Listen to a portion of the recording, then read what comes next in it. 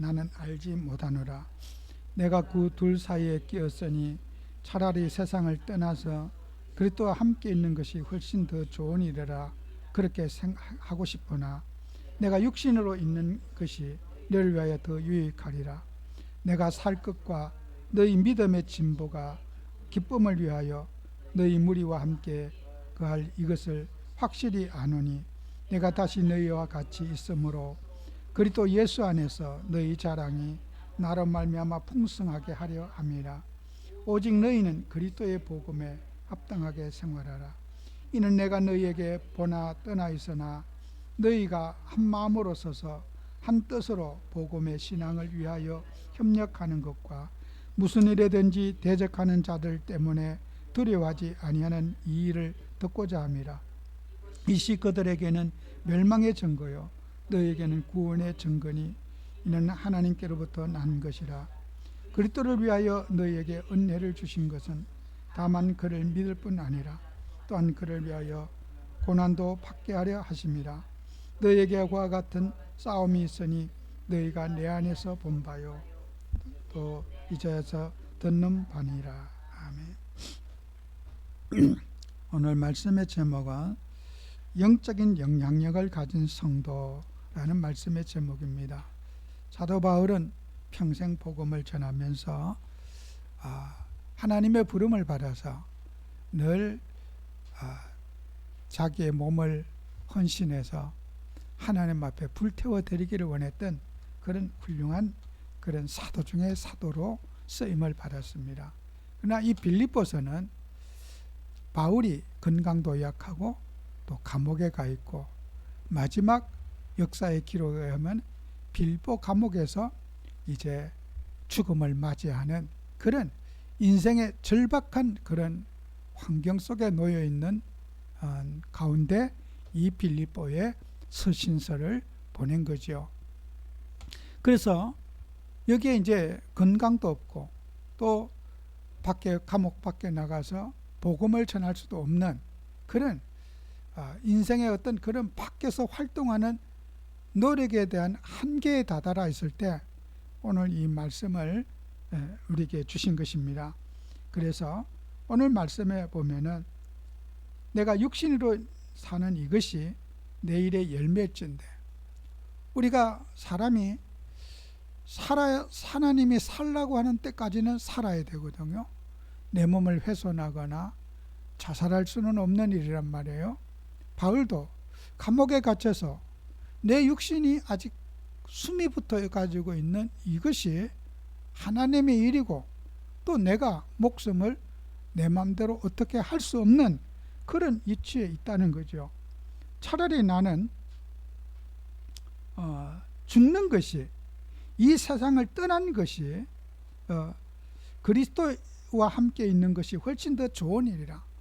빨리 내가 이제 숨을 거둬서 내가 하나님 앞에 가면은 좋은 일을 사는데 죽을 수도 없고 또 밖에 나갈 수도 없는 이 둘 사이에 내가 끼어져 있다. 그래서 그러나 하나님은 내가 이렇게 호흡하고 숨 쉬는 동안에 나는 주님의 일을 또 마지막까지 최선을 다하고 싶다는 그런 내용을 이 본문에서 우리에게 하고 있습니다. 그래서 우리는 사람이 살면서 인생이 우리는 모든 사람에게 필요할 때가 있고 내가 돕고 섬길 때가 있고 또 도움받을 나이가 있어요. 우리는 항상 섬길 수 있는 게 아니에요. 건강, 나이, 인생의 시간표가 내가 섬기고 받을 때도 있지만은 그 섬김의 자리에서 내려올 시간표도 있는 거예요. 우리 사람은 이 세상에 예외가 없어요. 제가 우리 사모의 권사님 항상 이렇게 가면은 뭐 조그만 이런 뻥튀기라든지 이런 거 이렇게 입 다실 거, 뭐 쌀강정이라 이런 거 하나씩 이렇게 준비해서 가면은 그거 헌금도 못하고 내가 헌신도 못하는데 내가 목사님을 대접해야 되는데 왜 이런 걸 가져오셨느냐고 항상 저에게 그런 말씀을 하셔요. 이번 주에는 그 뻥튀기를 맛있게 드시더라고요.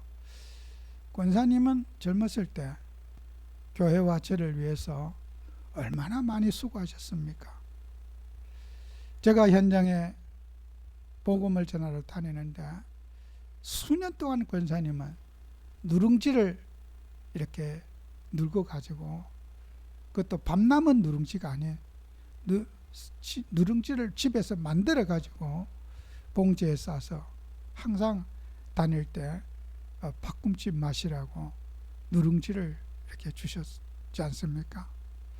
저는 그런 누룽지를 먹고 팥꿈치 않고 이렇게 건강하게 되었는데, 권사님은 충분히 이제는 보호받을 나이고 또 보호받아야 될 입장인데 부담스러워하지 마시라고. 저도 언젠가는 제가 하던 일을 내려놓고 도움받아야 될 시간표가 분명히 올 겁니다.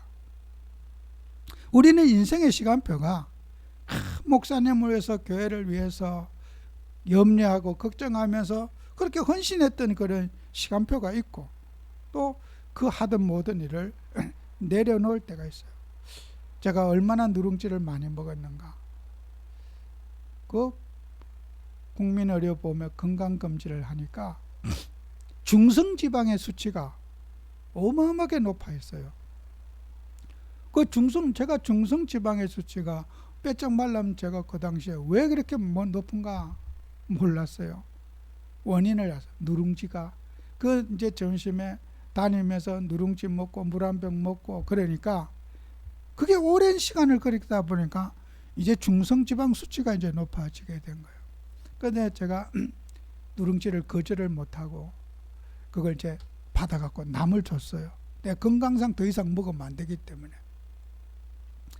더 그렇게 정성을 다해 주는데 권사님 그만해 주세요, 이 말을 할 수가 없었어요. 여러분, 우리가 주님의 일을 하는 우리에게 그렇게 교회를 놓고 왜 교회가 부흥이 안 되는가, 교회의 안녕을 살피고 기도하고 애썼던 그 시간표, 여러분 사람에게 내가 필요할 때가 있고 내가 도움받아야 돼, 내가 필요한 존재로 쓰임받을 때가 있고 내가 도움받고 살아야 될 인생의 시간표가 있는 거예요. 누구나 그 길을 우리가 걸어가는 거예요.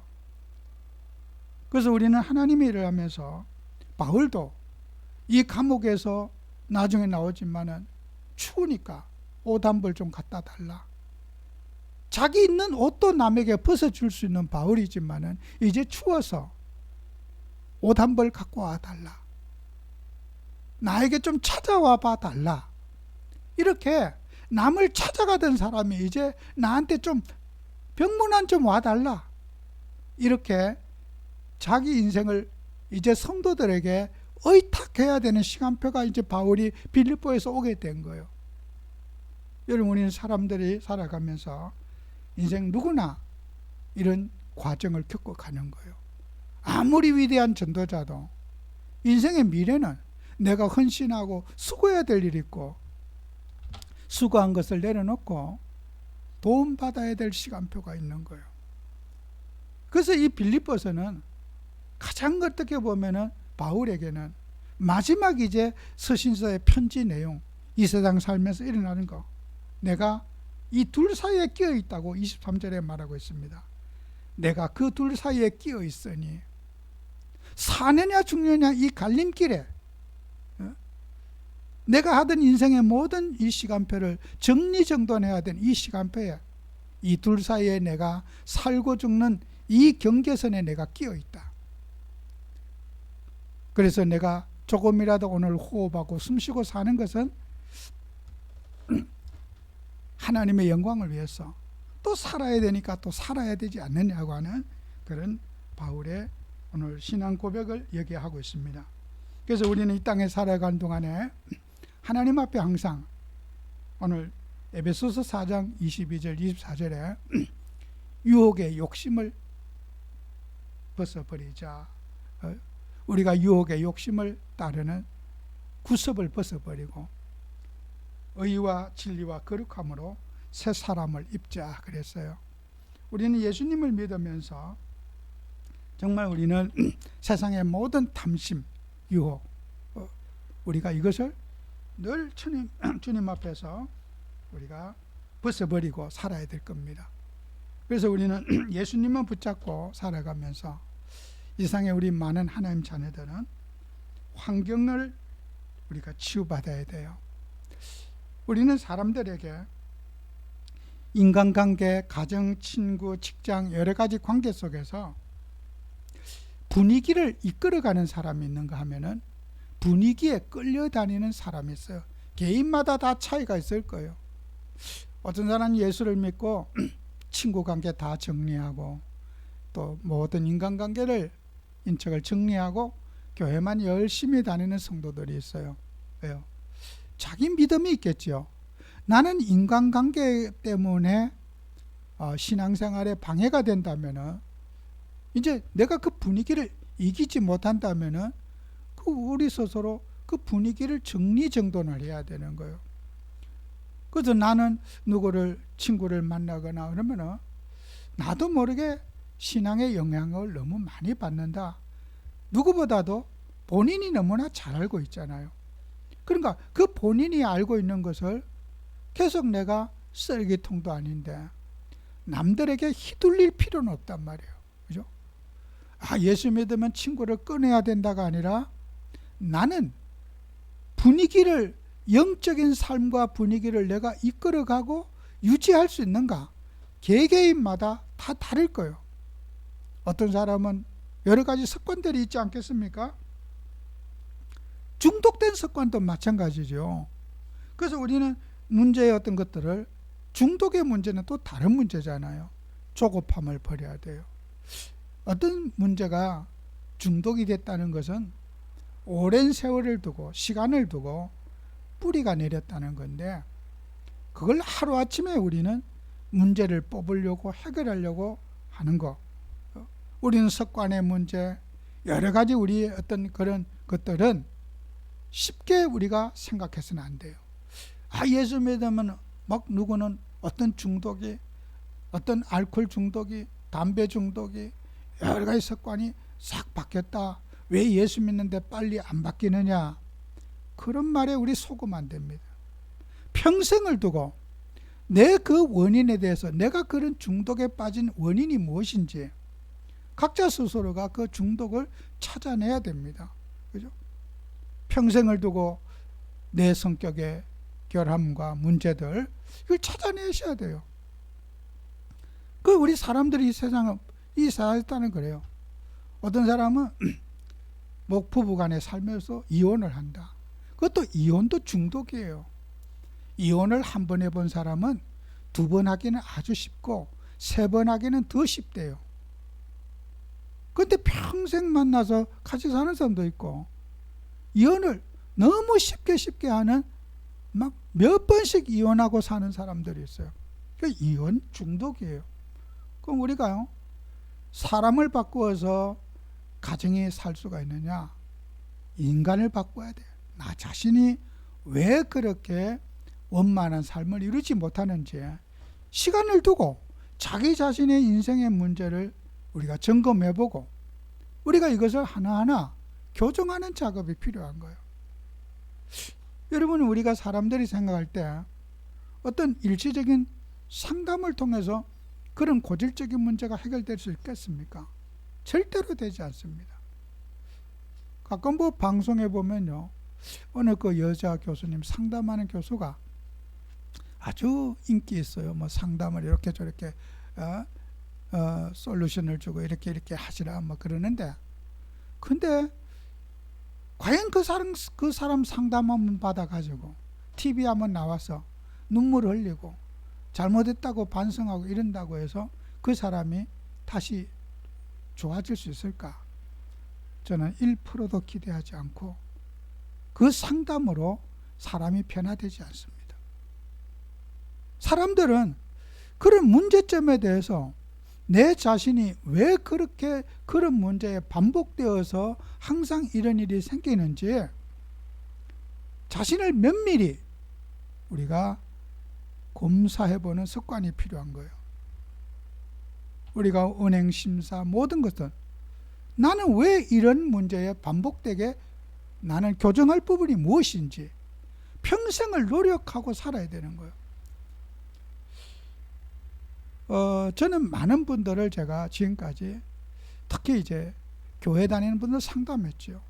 또 제가 목사가 일찍 되다 보니까 많은 또 목사님 지망생들 또 이렇게 뭐 목사고시로 이런 상담을 항상 정말 젊어서부터 이날까지 오랜 세월을 제가 또 면접도 하고 상담을 참 뭐 본의 아니게 해왔습니다.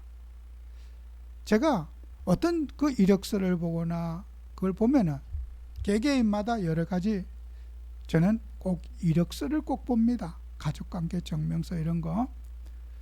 그런 거 이제 제가 반드시 확인을 해요.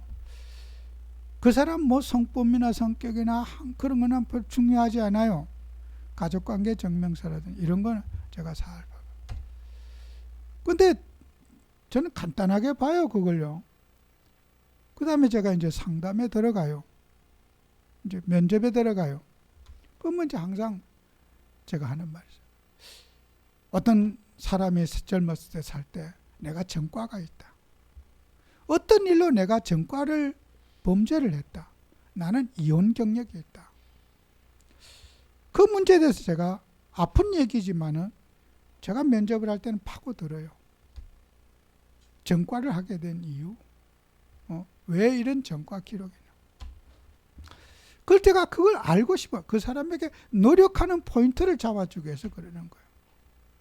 어떤 한 분이 그래요. 나는 청소년 시절에 전과가 있기 때문에 내 전문 사역이 청소년들, 비행 청소년들 전문 사역자로 나는 쓰임 받을 수 있고 그게 하고 있다고 그 전과를 자랑스럽게 생각을 해요. 하나님이 나를 그렇게 축복했다고. 내가 그럴 때 그 사람은요, 목사 떨어뜨렸어요. 안 줬어요. 면접에서 제가 떨어뜨렸어요. 내가 분명히 솔루션을 줬어요. 내가 그러면은 전과 없는 사람은 청소년 사역을 못하느냐? 전과 잘해야지 청소년 사역을 잘할 수 있느냐? 내가 왜 그런 일을 했는지 거기에 대해서 평생을 두고 내 자식에게 또 내가 만나는 모든 사람에게 내가 부족했던 부분을 치유받기를 위해서 노력해야 됩니다. 또 어떤 한 분은 이혼을 하셨어요. 세상에 우리가 내가 이런 일을 이상한 사람 만나갖고 내가 이혼을 해가지고 주님의 일을 은혜 받고 내가 잘한다. 하나님이 축복한 거다. 그것도 떨어뜨렸어. 저는 그런 사람 목사 안수 안 줘요. 그거 제가 합격 안 시킵니다. 제가 인간적으로는 참 제가 부드럽습니다. 자기 인생의 문제, 그죠? 그 사람이 어느 날 훗날에 이제 목사가 됐을 거 아니에요? 내가 떨어뜨려 다음에 또 됐을 거 아니에요? 그런 사람 행방불명이요. 주소가 어디 있는지도 몰라. 없어졌어. 차라리 계속 안 줘야 되는데, 그죠? 그 나이롱 목사들이 많이 생기는 거예요. 가짜 목사들이 생기는 거예요. 우리는 내가 어떤 성격적 결함과 어떤 내가 함께하지 못한 여러 가지 부분들이 있는데 그런 것들 하나님을 이름을 대고 퉁치고 넘어가려고 하는 거예요. 하나님이 그렇게 하셨다고. 글쎄요. 그 사람은 평생 그런 문제에 직면하게 될 거예요. 그죠? 회개하는 삶을 살아야 될 거 아니에요? 근데 회개가 없는 삶을 사는 거예요. 어느 해는 제가 16명을 떨어뜨렸어요. 학교 졸업생들 다 떨어뜨렸어요. 제가. 난리가 났더라고요. 재시험 안 된다고. 1년 딜레이 시켰어요. 제가 16명 떨어뜨린 적이 있어요. 여러분, 하나님이 일을 하는데 우리는 그런 중독의 정세들, 습관의 문제들. 어떤 내가 재수 없어서 내가 사고 쳐서 그 재수 타령을 할 건가? 아니면 그 범죄를 하나님이 나를 범죄하겠다는 우리가 하나님한테 덮어 씌울 건가? 하나님이 나를 그렇게 해가지고 내가 이렇게 사역자로서, 그럼 하나님이 전과 저질게 만들었다는 거 아니에요? 하나님이 범죄를 도와줬다는 거 아니에요? 그 뜻은? 하나님이 이혼하도록 도와줬다는 거 아니에요? 사람은 이혼할 수 있어요. 제가 모든 이혼하신 분을 욕하는 거 아니에요. 살다 보면 인생에 한계가 와서 어떡하겠습니까? 못 견디게는 어떡해요? 그러나 그런 문제들을 우리는 오랜 세월을 두고 그런 중독의 문제, 습관의 문제는 거기에다가 하나님 둘러대서 넘어가려고 하지 말아라. 육신의 말로 면피하려고, 피하려고 하지 마라. 그걸 받아들이고 내가 무엇을 교정해야 될 건지 그런 우리가 회개의 삶을 우리가 살아야 되는 것이 신앙인의 자세입니다. 저는 아무리 전도해도 저는 이날까지 제가 지금까지 전통적으로 배운 신학과 신앙의 윤리에 어긋나는 판결하지 않았어요. 어느 목사님도 어느 분도 목사님 왜 그렇게 하셨어요? 따진 사람 없었어요. 다 제 듣는 데는 목사님 잘했습니다. 우리가 못하는 일 목사님이 잘하셨습니다. 저 다 칭찬받았어요. 제 뒤통수는 욕할지 몰라도 안 될 일은 안 되는 거예요. 여러분, 우리는 회개가 없는 그런 삶은 신앙인이 아닙니다. 우리는 항상 회개의 삶을 살도록 하고, 또 우리가 성도님들이 받은 상처, 여러 가지 일들은 쉽게 봐서는 안 돼요. 살아오는 배경 속에, 환경 속에, 여러 가지 어려움 속에 남다른 상처와 고민을 가지고 살아왔어요. 그것은 시간을 두고 우리 예수님의 보혈의 능력으로 그 심령을 치유받지 않은 이상 그 상처는 계속해서 골마 터지게 되어 있는 거예요. 우리는 그 십자가의 언약을 가지고 피제사의 비밀을 가지고 내 영혼이 그렇게 예민하고 또 문제에 대해서 민감하고 그렇게 내가 어떤 의심을 많이 한다. 부정적으로 판단한다. 이게 다 상처가 아니겠어요? 내가 받은 상처 때문에 늘 사람들이 부정적이고 늘 의심적으로 보고 불안한 쪽으로 해석을 하고 문제도 없는데 큰 문제가 생길 것을 미리 생각하고 내가 자라오는 배경 속에 받은 상처 때문이라는 판단과 생각인 거예요. 그 내가 상처를 받은 것이 내 문제입니까? 살아온 인생의 과정이 그런 거예요. 어떡하겠습니까?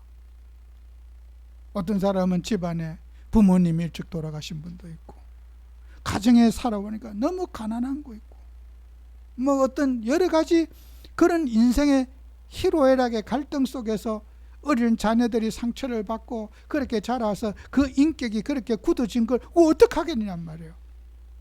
그게 쉽게 해결될 수 있는 문제가 아니지 않습니까? 그래서 제가 예전에 이런 얘기했어요. 며느리감, 사위감. 어떤 분이 저한테 그런 얘기해요. 나는 며느리감, 사위감이 기준이 다른 것보다 한 가지 소원이 있다는 거예요. 뭐냐? 너무 가난에 찌들려 산 사람도 싫고 상처받은 사람 싫고 너무 부유하게 철없이 살아도 싫고 하나님이 그렇게 축복했으면 좋겠다. 그런 얘기를 하시더라고. 저도 이렇게 살아보니까 참 그렇겠다. 돈에 대한 상처, 뭐든지 그 강박감에 걸려있는 거 있잖아요. 돈이 없어서 싸우는 게 아닙니다. 돈을 쟁겨놓고도 싸움질하고 맨날 돈 때문에 평생 갈등하고 싸워요. 인생이 그렇습니다. 그게 상처 때문에 그럴 거예요. 어릴 때 그때 받은 상처 때문에 먹을 것이 없어서 싸우는 게 아닙니다. 그게 상처 때문에 싸우는 거예요. 강박관념 때문에 싸우는 거예요. 우리는 사람들이 살아가면서 그런 우리가 사람들이 살아가는데 내 인생의 배경이, 출생의 배경이 이게 하루아침에 되어진 게 아니라 오늘의 문제가 아니라 과거의 문제가 내 인생 속에 있는 거예요. 그러니 이런 것들을 우리는 쉽게 생각해서는 안 된다는 거예요. 지금 문제 때문에 싸우는 게 아니에요. 과거가 발판이 되어서 그 뿌리가 오늘의 행동과 오늘의 내 인생을 격앙시켰다는 거예요.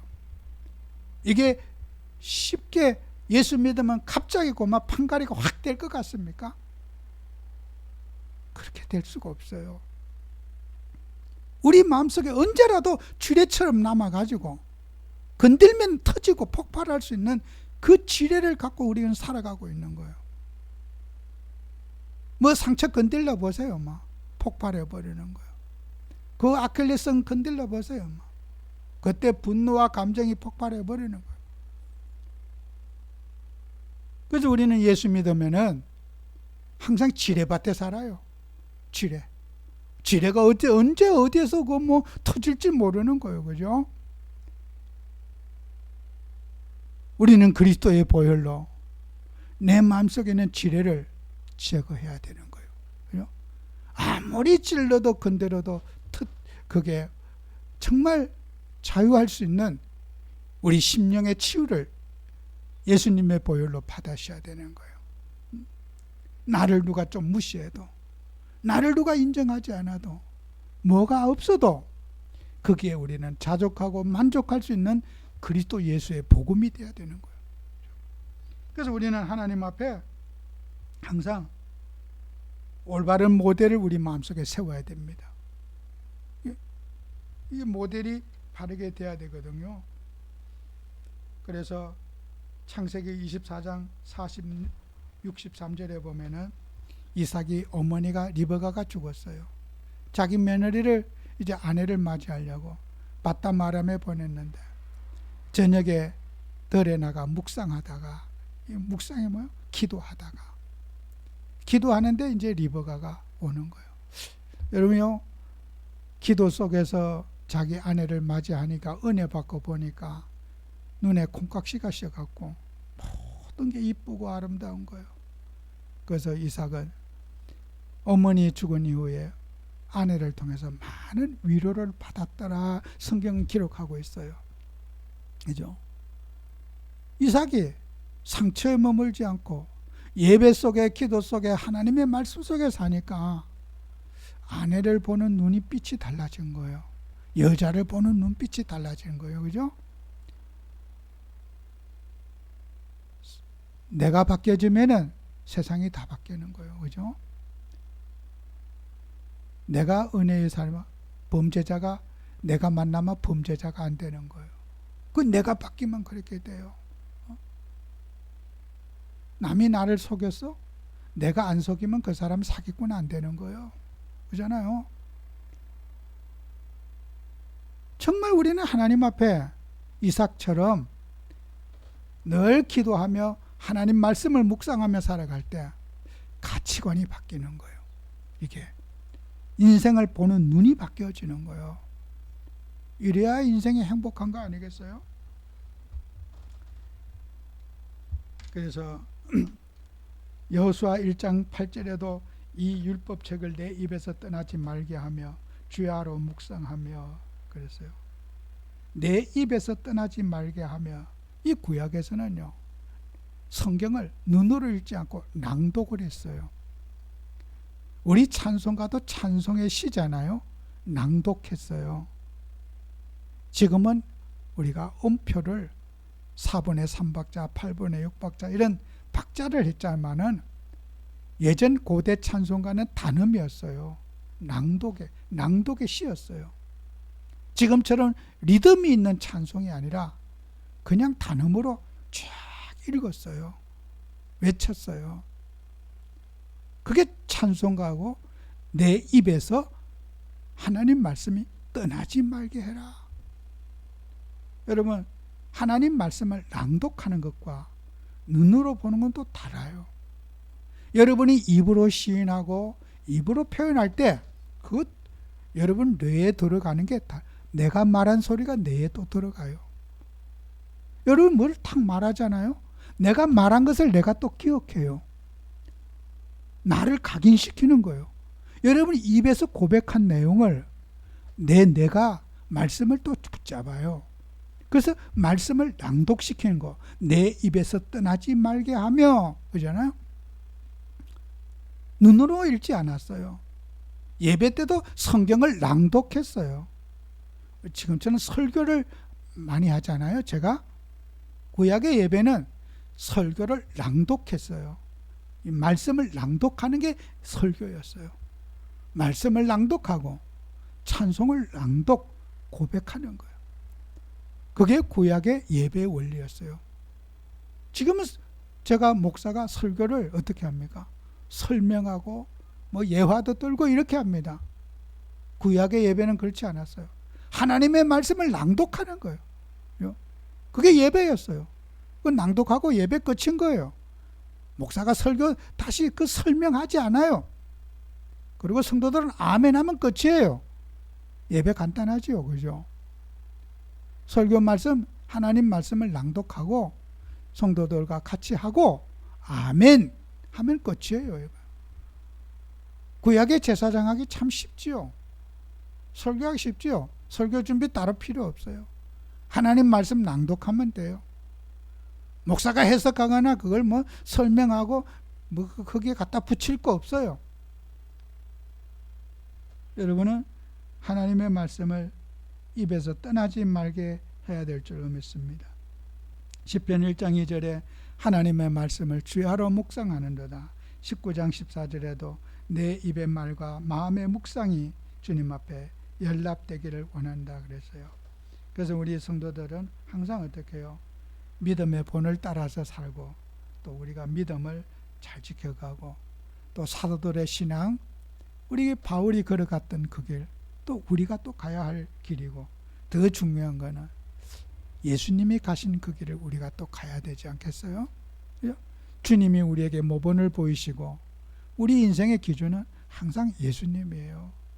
예수가 빠진 신앙은 그건 안 꼽는 찐빵인 거예요. 아무리 무슨 깨닫고 느껴도 예수님 가라사대가 돼야 돼요. 예수님이 우리 인생의 기준이어야지 이 세상의 혼란한 세상을 바로잡을 수가 있는 거예요. 꼭 승리하는 여러분 되시기를 축원합니다. 기도합니다. 주님, 오늘도 우리는 주님의 음성을 듣고 우리 주님의 말씀대로 살기를 원합니다. 우리 인생의 모든 기준이 사도들의 신앙과 또 예수님이 걸어갔던 그 길을 우리가 걸어가게 하시고 예수님이 우리 인생에 살아가야 할 길을 모본을 보이신 것을 붙잡고 공생의 기간에 우리에게 보이신 그 예수님의 모본을 가슴 깊이 새기며 살아갈 수 있도록 축복해 주시옵소서. 예수님 이름으로 기도합니다. 아멘.